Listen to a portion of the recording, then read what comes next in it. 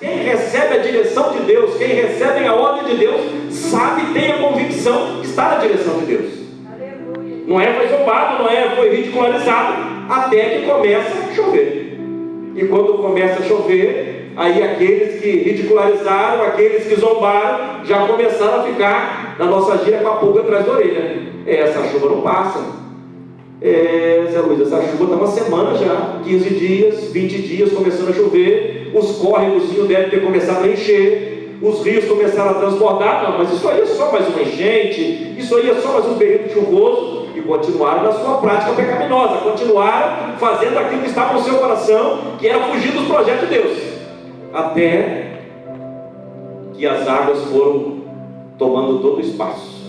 Aí eu quero crer que o povo já começou, não, isso aí tem um negócio errado, não é que esse velho não é tão louco assim, tem um negócio aí que ele diz, pode até ser que é verdade. Quantos que nos antecederam, que pregaram sobre os cumprimentos dos sinais, que pregaram, nós ouvimos pequenininhos sobre a volta de Jesus, sobre os sinais. Quantos que zombavam dos cristãos e agora já estão com a pulguinha atrás da orelha? Espera aí, tem uns sinais que estão acontecendo aí que tem fundamento bíblico. Se nós formos lá em Lucas 21, 11, nós vamos ver que a Bíblia fala sobre isso. E eu quero crer que muitos que nos antecederam, que levaram a mensagem do arrependimento, e nós que temos agora essa incumbência de dar continuidade à mensagem da cruz, nós também vamos enfrentar situações como Noé enfrentou. Em alguns momentos vamos ser zombados, em alguns momentos vamos ser ridicularizados. Mas quando os sinais começam de fato a acontecer, já começa a gerar no coração do ser humano que nós podemos ter alguma razão. Não pense você, tem muita gente que nunca se falou de Deus, que nunca quis dar ouvido às coisas de Deus, que nunca quis saber da palavra de Deus, hoje já estão querendo saber, hoje já estão achando que tem uma coisa estranha no ar, que alguma coisa está acontecendo, e inevitavelmente as escrituras sagradas estão se cumprindo. Acredite você ou não, querendo você ou não, mas a Bíblia está se cumprindo, a palavra de Deus está se cumprindo. E pode até ser que muitos daqueles que zombam da nossa fé vão viver isso que Noé viveu. Vai chegar um tempo que eles vão realmente. Vai chegar um tempo, e a chuva ela deu continuidade. Depois que cessam então de 150 dias de chuva, e antes das águas baixarem, no 27º dia do 7º mês, a arca parou numa montanha, diz a história, que hoje nós conhecemos como Armênia, uma montanha na Armênia, e naquele tempo eles chamaram aquele lugar de descida ou saída. E todos conhecem a história, eu preciso sintetizar um pouco a história, mas o fato todos os historiadores, mesmo os bárbaros, falam do dilúvio.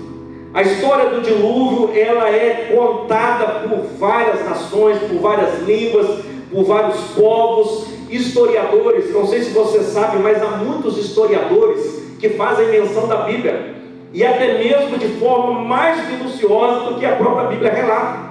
Há vários escritores da história da humanidade que relatam fatos da Bíblia de uma forma muito peculiar, de uma forma muito intensa, que isso nos dá fundamento para a nossa fé, que verdadeiramente a Bíblia é a palavra de Deus. E aquilo que a palavra de Deus relata, nós precisamos ter a certeza que Deus de fato está falando conosco através da sua palavra.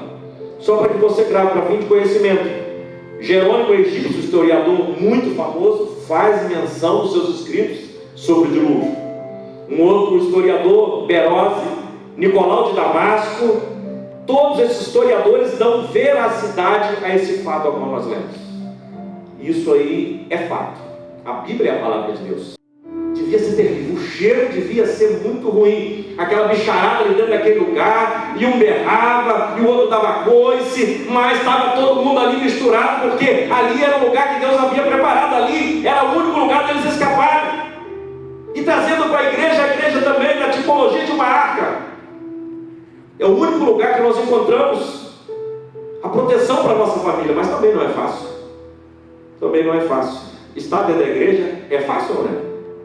Não é fácil. Há muitas divergências, há muitas dificuldades no relacionamento que nós precisamos enfrentar, Há aquele irmãozinho que se acha que grita muito, há aquele que grita muito, acha que o irmão não grita nada. Enfim, é uma variedade de dificuldades que nós enfrentamos. há uma dificuldade, né, de relacionamento, porque nós achamos, mas eu não quero que seja assim, eu não queria que seja assim, enfim, há muitos conflitos. Há muitos conflitos dentro da igreja, há muitos conflitos na nossa convivência, há muitos conflitos no nosso ajuntamento, é verdade. Nós não podemos colocar aqui uma venda nos nossos olhos e achar, não, a igreja não.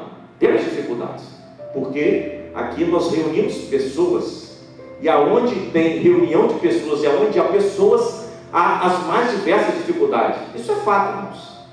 Não adianta você vir atraído para a igreja, então agora eu vou para a igreja e agora eu vou ficar lá no meio dos santos. Não, você vai enfrentar dificuldade. Você vai enfrentar alguns problemas, você vai ter dificuldades com alguns relacionamentos, você vai ter dificuldades em algumas áreas.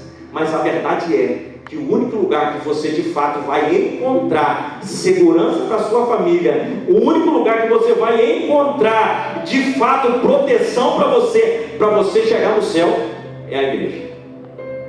É a igreja.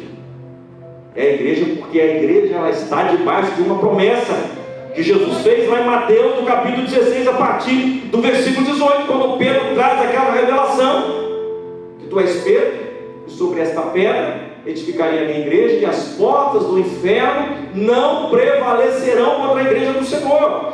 Por mais que nós enfrentamos dificuldades, por mais que há problemas no nosso ajuntamento, por mais que nós vivenciamos os conflitos dos mais diversos, mas nós estamos debaixo de uma promessa, e é essa promessa que faz a coisa dar certo, é essa promessa que nos faz suportar, é essa promessa que nos faz, né, irmã Vânia, viver essa dificuldade. Sabemos que não é fácil, sabemos que nós temos temperamentos diversos, nós temos pessoas diversas. Tem pessoas que a gente gosta só de olhar, a gente já cai na graça, mas tem aquelas também que tem dificuldade. E esse é o desafio da igreja. Do mesmo desafio que foi para Noé e a sua família ficar no meio daqueles animais, por aquele tempo imenso, ouvindo ali naquele local, naquele mau cheiro, naquela gritaria, devia ser uma bagunça generalizada dentro daquela arca. Imagina Noé chegando para tratar de um, e ele leva a comida para um, outro gritando, devia ter momentos, permita-me conjecturar, a Bíblia não diz isso, a história não diz, mas deixa eu conjecturar para você, dentro da minha mente, pregador, deve ter tido momentos que ele falou assim, acho que eu vou pular dentro da água, largar essa arca por aí, essa bicharada por aí. Imagine a mulher de Noé falando na cabeça dele, você é um doido, olha, nós estamos dentro dessa água, e passa dia, já soltou um abutre, não voltou, não tem terra, agora nós vamos morrer aqui. Imagine a família de Noé na cabeça dele 24 horas por dia, você é um louco, e nós embarcamos nessa sua missão. Sabe por quê, irmãos? Porque quem tem a certeza daquilo que foi comissionado, vai fazer toda a diferença. Noé sabia que Deus havia mandado construir, Noé tinha uma direção de Deus, Noé tinha, né, uma palavra de Deus, Noé tinha uma direção de Deus. E quando nós temos a direção de Deus, quando nós entendemos que nós temos um foco, nós vamos superar qualquer conflito. Até mesmo porque nós precisamos entender que por mais que haja dificuldades, mas é o único lugar que nós vamos encontrar salvação para a nossa família. A igreja sem medo de errar, irmãos, é o único lugar que você vai encontrar salvação para a sua família. Amém. Por mais que seja difícil, não seja fácil, mas é o único lugar, não tem para onde você correr. Se você pular na água, vai morrer afogado. Por mais que você saiba nadar, vai chegar uma hora que as águas vão te submergir. Por mais que você queira pular do barco, você está propenso a morrer, porque a promessa está para a arca, a promessa está para a igreja. Com toda a dificuldade que a igreja tem, mas ela está debaixo de uma promessa. E quando Deus promete, irmãos, faz a diferença. Deus não é como eu e você. Quando Deus promete, está prometido. Quando Deus promete, Ele é fiel para cumprir aquilo que Ele prometeu. Ele foi fiel para cumprir na vida de Noé todo o processo. Imagine você passar todo esse tempo, vamos aqui dizer 90 anos construindo algo que ao seu tempo parecia uma utopia, algo que ao seu tempo parecia uma loucura, mas ele sabia que estava construindo algo na direção de Deus. Ele sabia que estava fazendo algo porque o Senhor havia lhe ordenado. E ele tinha convicção que aquela arca, aquilo que ele estava construindo, seria o que poderia dar a eles, a sua família, a sua geração, o privilégio de continuar vivo. E está na igreja mais ou menos assim. Não sei se você está entendendo aquilo que o Espírito Santo está ministrando no meu coração. Mas o que o Senhor está nos dizendo nesta tarde é que a proteção que você precisa, você vai encontrar na igreja do Senhor. Não é que aqui seja um lugar perfeito, mas aqui é um lugar que está debaixo de uma promessa. E a promessa é muito maior do que essa nossa visão de perfeição. Aquilo que nós achamos que é perfeito, nem sempre é necessário para as nossas vidas. Aquilo que nós achamos que é muito certo, que é correto, às vezes nós nos equivocamos, na maioria das vezes nós nos equivocamos, mas aquilo que é direção de Deus para nós não tem sombra de variação. A igreja é a agência de Deus sobre a terra. A igreja, ela é a agência do Senhor, ela é a agência de salvação. É no âmbito da igreja, é no seio da igreja, que os pecadores encontram um Deus misericordioso. Deus poderia ter exterminado Noé e toda a sua geração, mas Deus viu no coração de Noé um homem justo, um homem que andava com ele. E muitos da minha e da sua geração vão ser abençoados. Sabe por quê? Porque Deus olhou para nós e viu em nós um desejo de andar com Deus. Isso é a Bíblia. A Bíblia vai dizer que abençoarei até 1000 gerações daqueles que fazem a minha vontade. Isso é bênção, isso é palavra de Deus. Quando Deus acha em nós e olha para mim e para você e vê em nós um coração contrito e quebrantado e desejoso de caminhar com Ele, desejoso de andar com Ele, isso vai trazer bênçãos para a sua geração, para os seus filhos, para os seus netos, para os seus bisnetos, e assim sucessivamente, porque Deus é fiel para cumprir aquilo que Ele promete. E já caminhando para a conclusão dessa palavra, só no seio da igreja que você vai encontrar a felicidade que Jesus prometeu. João 10,10 é muito claro: o ladrão veio senão para matar, roubar e destruir, mas Jesus disse: eu vim para que tenham vida e vida em abundância.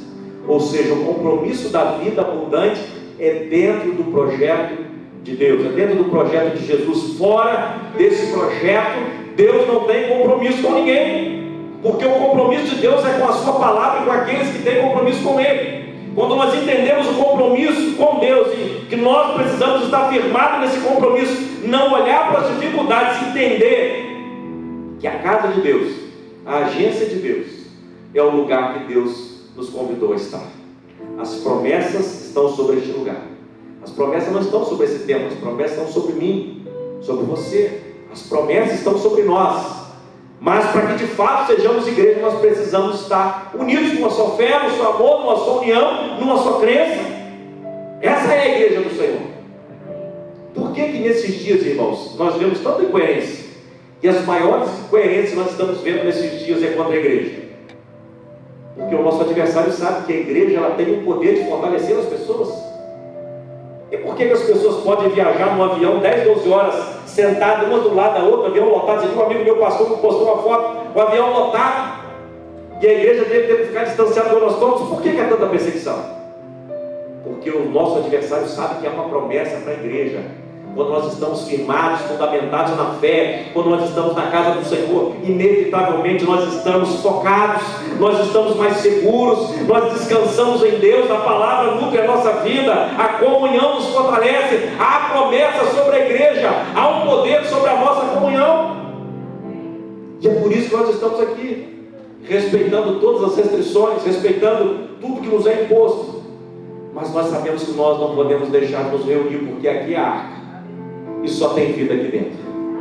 Por mais que enfrentamos dificuldades, por mais que nós encontramos aqui alguns que querem, não vou dizer dar um coice, mas dar uma cabeçadinha um no outro, mas só tem vida aqui dentro. A gente chega para lá, vai se ajustando, vai se ajeitando, porque nós sabemos que só tem vida aqui dentro. Sair daqui para onde? O que Pedro disse? Para onde iremos, pois, Senhor? Se só tu tens as palavras de vida, é só aqui que nós encontramos as palavras de vida. Só no seio do Senhor, só na palavra dEle, só caminhando com Ele, só vivendo essa promessa. Não foi difícil para Noé e a sua geração. Todo o tempo vai ter as suas dificuldades. Em todo o tempo, quem estuda a palavra de Deus vai ver que todos os homens de Deus e mulheres de Deus, no seu tempo, enfrentaram dificuldade. Mas o que fez a diferença nas dificuldades do seu tempo foi a fé. Foi a direção de Deus. Foi entender que Deus deu uma direção e era necessário ir na direção de Deus. A igreja é a direção de Deus. Estamos congregando, adorando, servindo ao Senhor, entendemos que só há vida na igreja do Senhor. Aqui há área. Saiu daqui para fora, nós corremos um risco muito grande. A vida que Jesus tem proposta para nós é a vida que nós vamos viver dentro da igreja do Senhor, porque a igreja do Senhor está debaixo da promessa. Tudo que nós ligarmos na terra será ligado no céu, e tudo que nós desligarmos na terra será desligado no céu, e as portas do inferno não prevalecerão contra a igreja do Senhor. Aleluia!